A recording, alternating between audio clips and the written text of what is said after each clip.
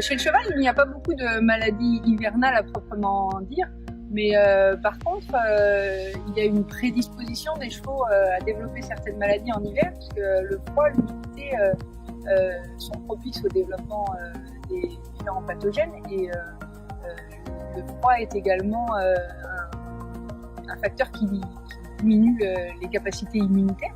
Donc comme chez l'humain, on a plus tendance à attraper des maladies.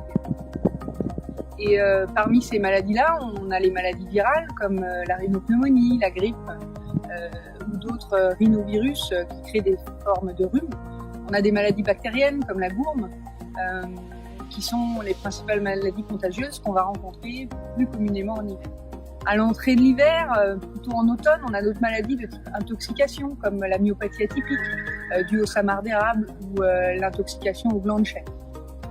En hiver, il y a aussi toutes les maladies cutanées, notamment pour les chevaux qui vivent au pré, qui travaillent dans des carrières un peu humides.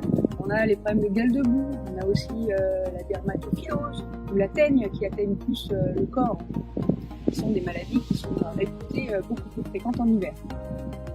Chez les chevaux qui vivent au box, on a le risque lié au fait qu'ils sortent moins et qu'ils boivent moins à cause de la température de l'eau. Et donc ça peut développer des impactions qui sont des formes de constipation chez le cheval. Alors comment faire pour prévenir les maladies hivernales? La meilleure chose à faire, c'est d'essayer de garder son cheval en meilleure santé possible. Et donc un des facteurs importants, ça va être l'alimentation.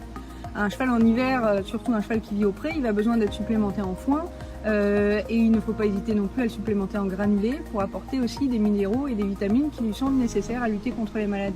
Il faut bien veiller aussi à son abreuvement. Pour les maladies cutanées, notamment la gale de boue, il faut éviter au maximum le piétinement autour des aires d'abreuvement et d'alimentation en changeant régulièrement la position de ces aires ou en bétonnant ces surfaces. En hiver, bien sûr, il fait froid et certains chevaux, et notamment les chevaux qui commencent à avoir de l'âge, ont plus de mal à réguler leur température et il est important de leur mettre une couverture. Alors quand on met une couverture à un cheval au pré, il ne faut pas la mettre en automne et puis l'enlever au printemps.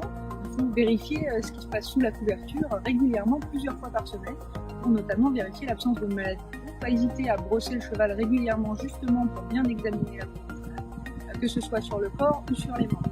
Pour les chevaux qui travaillent, il va bien falloir veiller à ce qu'ils soient secs avant de ressortir dehors, et que ce soit le corps ou les membres. La bonne santé du cheval passe également par les techniques préventives vétérinaires comme une vaccination à jour et une vermification régulière.